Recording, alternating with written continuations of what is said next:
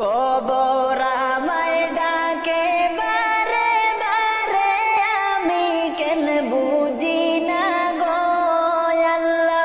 আন্ধার ঘরে থাকবো কেমন করে, কবর আমায় ডাকে বারে বারে, আমি কেন বুঝি না গো আল্লাহ।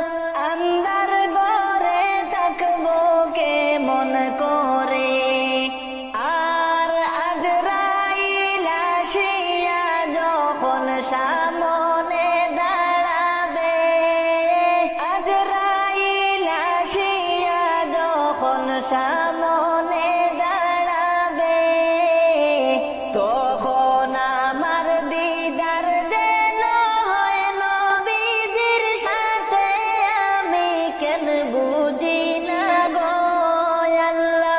আন্ধার ঘরে থাকবো কেমন করে, কবর আমায় ডাকে বারে বারে, আমি কেন বুঝি না গো আল্লাহ। আন্ধার ঘরে থাকবো কেমন করে, আর মধুর পীড়িত মায়ার বাদন রইলাম কিসে পড়ি, মধুর